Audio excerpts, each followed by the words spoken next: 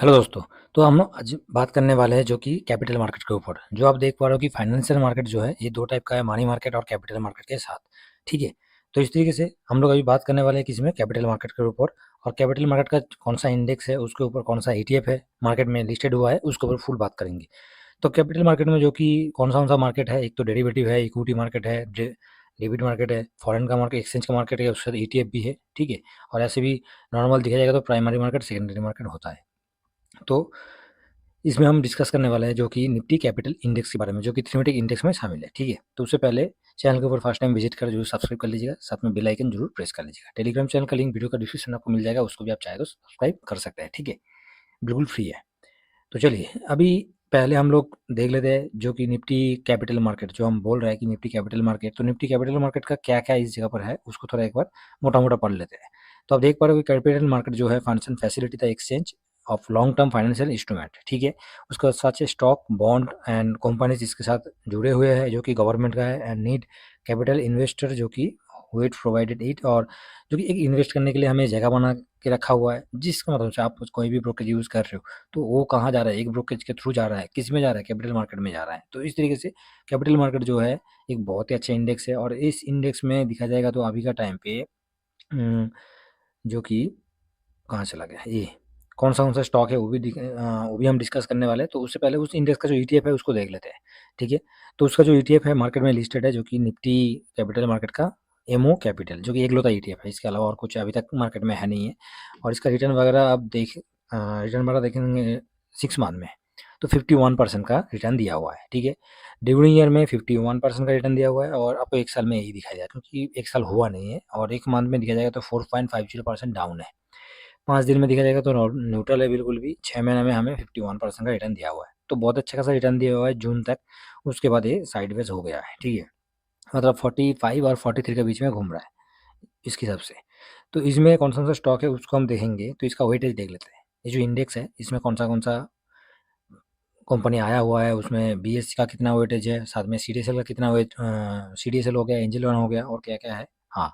तो बीएससी आपका वेटेज लेके चल रहा है 18.65। ठीक है।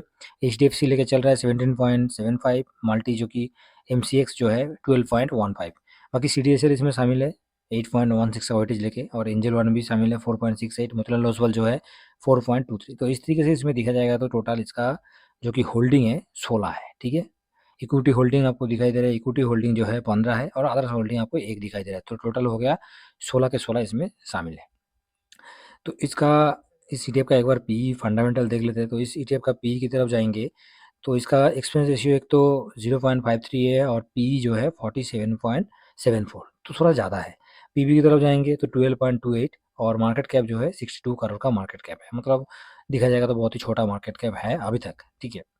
बाकी आप पोर्टफोलियो में बैकअप में देख सकते हैं कि इसका जो मिड कैप का सबसे ज़्यादा वेटेज लेके चल रहा है, जो कि 46.72, और साथ में स्मॉल कैप 35.52, लार्ज कैप 17.77। तो ओवरऑल दिखा जाएगा तो इस जगह पर मिड कैप का वेटेज इसमें ज़्यादा है, लार्ज कैप इसमें है नहीं है। ठीक है। और सेक्टर वाइज हम देखेंगे तो सेक्टर वाइज जो फाइनेंस सर्विस है ये आपको 51% का वेटेज लेते हुए दिखाई दे रहा है। उसके बाद दोबारा फाइनेंस है जो 36.11 है, और स्टॉक कम्युनिटी ब्रोकर जो है, ठीक है, उसमें दिखा जाएगा तो 12 पॉइंट आपको 29% का वेटेज दिखाई दे रहा है। ठीक है। तो पूरा मोटा मोटा दिखा जाएगा तो इसका फाइनेंस का वेटेज सबसे ज़्यादा है। ठीक है। दोनों तरफ, एक फाइनेंस सर्विस है और एक नॉर्मल फाइनेंस है। ठीक है। ये दोनों का वेटेज ज़्यादा है। तो नेक्स्ट अभी हम लोग इसका थोड़ा सा वॉल्यूम की तरफ जाएंगे। तो इस टाइप का जब इतना सारा चीज़ देख लिया है तो इसके साथ थोड़ा सा वॉल्यूम और डिलीवरी किस तरीके से हो रहा है डेली का पर्पज पे, उसको भी देखना जरूरी है। तो इसमें अब लास्ट ट्रेड मतलब आज दिखा जाएगा तो 71.34 का डिलीवरी है, और ये जो लिस्टेड हुआ था 13 मार्च 2025 को लिस्टेड हुआ था। तो नॉर्मली देखा जाएगा तो 6 महीना भी मोटा मोटी है। ठीक है।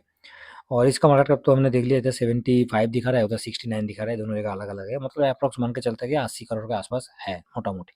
ठीक है। ऐसे नहीं कि 80 नहीं है, 75 से लेके 69 का उसमें दिखा रहा है, तो 68 से 75 करोड़ का आसपास का मार्केट कैप है, वैसे इतना ही है।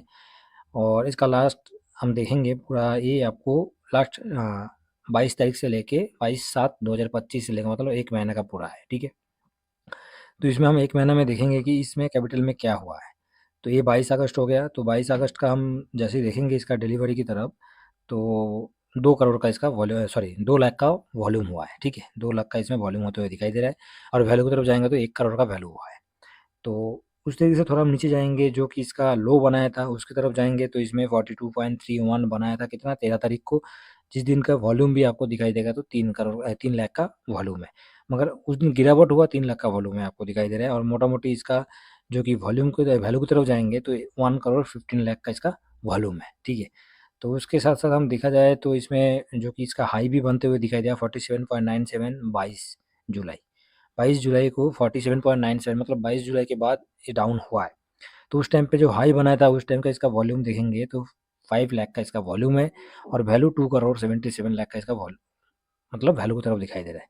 तो उस तरीके से हम थोड़ा-सा ज़ूम कर देते हैं। तो उसके बाद तो हुआ है, उसके बाद भी हुआ है जो कि ये कौन-सा तारीख है, ये आपको 29 जुलाई का दिखाई देगा, ठीक है? ये है 29 जुलाई का, ये भी अच्छा खासा वैल्यू और वॉल्यूम दिखाई दे रहा है, बहुत ही अच्छा खासा, ठीक है?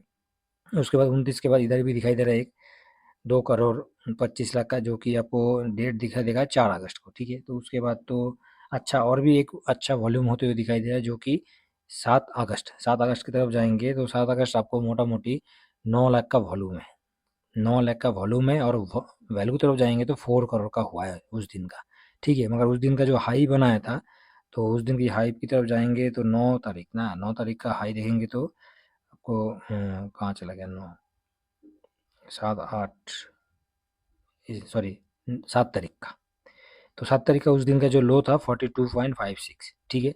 और हाई जो बनाया था 44.75, ठीक है? तो इस तरीके से उस दिन इतना ज़्यादा नहीं हुआ था, मगर ट्रेडिंग एक्टिविटी इतना ज़्यादा था कि इसका वॉल्यूम और वैल्यू बढ़ते हुए दिखाई दे रहा है। तो ठीक है, लिक्विडिटी इसमें बहुत ही अच्छा खासा लिक्विडिटी है, वो भी कम समय के साथ-साथ, ठीक है? तो इसमें अभी लास्ट टाइम का जो है इसका गिरावट भी हुआ था, तो उस गिरावट के साथ हम देखेंगे इसका मोटा-मोटी जो लास्ट टाइम पे इसका गिरावट हुआ था हाँ। तो 5 दिन का देखेंगे तो 5 दिन में इसमें मोटा-मोटी हमें अभी तक 0.25% आपको डाउन में होते हुए दिखाई दे लास्ट 5 डेज़। जबकि इस जगह पर गिरावट हुआ था, कितना परसेंट गिरावट हुआ था, ये हम गिरावट की तरफ देखेंगे तो ये मोटा-मोटी हमें 1 डेढ़ परसेंट का दिखा रहा है, ठीक है? थोड़ा ज़ूम कर लेते हैं और इसको 1 डेढ़ परसेंट से ज़्यादा नहीं है, 1 डेढ़ परसेंट के आस-पास ही है। तो 1.21 और थोड़ा-सा नीचे आ जाएगा तो बस, ठीक है, डेढ़ परसेंट ही है, ठीक है? तो डेढ़ परसेंट गिरावट हुआ था और इसमें जो वेटेज सबसे ज़्यादा बीएससी का है, लास्ट ईयर मतलब कल देखा जाएगा तो बीएससी ने अभी तक आज का रिटर्न तो दिया है 0.12, मगर 5 दिन में देखेंगे तो ये 6% डाउन है, जो कि कल का जो मार्केट में इसमें डाउन हुआ था 7.65% का, ठीक है? एक दिन का आज तक देखा जाएगा तो आज ढाई बजे तक इतना गिरावट होते हुए दिखाई दे रहा है। तो उसके हिसाब से बीएससी हो गया और सीडीएसएल में देखा जाएगा तो सीडीएसएल में आपको इतना गिरावट नहीं है, 5 दिन में देखा जाएगा तो इसमें अब तक 0.25% आपको अप होते हुए दिखाई दे रहा है, मतलब नॉर्मल न्यूट्रल है। एंजल वन में जाएँगे तो एंजल वन का 5 दिन का आपको अ, 4.83% डाउन हुआ है। तो उसके चलते हुए सीडीएसएल में डाउन नहीं हुआ है, मगर देखा जाए तो एंजल वन में डाउन हुआ है। और ये जो इंडेक्स है, इसमें जितने भी स्टॉक अभी तक है, उसमें से एक स्टॉक अभी इस इंडेक्स में बहुत ही जल्दी आने वाला है, उसका नाम है एनडीसीएल। एनएसडीएल, ठीक है? तो ये क्यों इतना जल्दी आएगा इस इंडेक्स के अंदर, क्योंकि हम लोग थोड़ा देखेंगे बीएससी जो है और साथ में बीएससी हो गया, एंजल वन हो गया, उसके साथ-साथ सीडीएसएल हो गया, सब जिस तरीके से जो फ़ॉर्मूला से काम कर रहा है, जिस बिज़नेस के ऊपर काम कर रहा है, ये भी उस बिज़नेस को फ़ॉलो करता है, ठीक है? कोई भी आदमी कोई भी बिज़नेस को फ़ॉलो करता है, तो बीएससी जिस बिज़नेस के ऊपर काम कर रहा है, फाइनेंस के ऊपर काम कर रहा है, एंजल वन भी फाइनेंस के ऊपर काम कर रहा है, साथ में मोतीलाल ओसवाल को देखेंगे तो उसको भी वो भी फाइनेंस के ऊपर काम कर रहा है। तो सेम उसी हिसाब से एनएसडीएल जो है, ये भी फाइनेंस के ऊपर काम कर रहा है। तो इस शेयर का मतलब इस कंपनी का देखा जाएगा तो जो बीएससी का जिस जगह पर पोज़ीशन है, उसके अगल-बगल में इसका पोज़ीशन आने वाला हो सकता है कि 1-2 महीने के अंदर इस जैसे हर मंथ का लास्ट में फैक्ट शीट आता है, तो उसके हिसाब से देखा जाएगा तो कुछ टाइम के बाद ये मतलब ये जो शेयर है, ये उसमें ऐड हो जाएगा। और समझ लीजिए इसका ऐड होना मतलब उस इंडेक्स को साथ में ये जो हमारा निफ्टी कैपिटल जो है ईटीएफ है, तो कितना मजबूती होगा वो आप सोच के देखिए, ठीक है? तो इसके साथ-साथ इसका जो सिंगल सेक्टर है ईटीएफ का, तो मैंने सेक्टर दिखा है 3 अ, एक तो फाइनेंस सर्विस है, ऊपर से एक फाइनेंस है और एक स्टॉक ब्रोकरेज है। तो उसका इंडेक्स की तरफ जाएँगे, तो इंडेक्स में क्या है, तो इंडेक्स में देखा जाएगा तो कुछ तो नहीं है, बिल्कुल फाइनेंस के ऊपर इसका वेटेज होगा। और साथ में इस इंडेक्स का आप देख पा रहे हो कि फैक्ट शीट भी मैं डाउनलोड कर लूँगा, तो मोटा-मोटी इसमें कितना है, फाइनेंस सर्विस आपको 100% में दिखाई दे रहा है। तो ओवरऑल देखा जाएगा तो इसका सेक्टर डिस्ट्रीब्यूशन है, तो सेक्टर डिस्ट्रीब्यूशन में इसका फाइनेंस का वेटेज है और साथ में इसका हम फैक्ट शीट भी डाउनलोड करके देख सकते हैं इस इंडेक्स का कितना रिटर्न किस तरीके से बना हुआ है। तो क्योंकि ये जो फॉर्मेट में जो इस फॉर्म जिस बिज़नेस के ऊपर काम कर रहा है तो उस बिज़नेस को हम सब फॉलो कर रहे हैं। और हम जब जब जिस दिन ही मार्केट में थोड़ा वॉलेटिलिटी होगा तो वो ये जो शेयर है ये ज़्यादा चलता नहीं है। और जिस दिन मार्केट में बुल रन हुआ, चाहे नीचे गिरावट हुआ, तो इसमें बहुत ज़्यादा बुल रन में तो ये तो और भी भागता है, ठीक है। तो इस इंडेक्स का नॉर्मली देखा जाए अब तो 2024 में लॉन्च हुआ था, ठीक है। मतलब बहुत ही नया इंडेक्स है जिसको बोला जाए। तो फ्यूचर ग्रोथ है और अच्छा खासा है। बाकी ये जो हम डिस्कस कर रहे हैं इसका ओवरव्यू मैं दे रहा हूँ, बाकी कोई बाई सेल का रिकमेंडेशन नहीं है, ठीक है। तो 1 ईयर में देखेंगे तो 46.20% का रिटर्न दिया हुआ है, 5 ईयर में 36.888।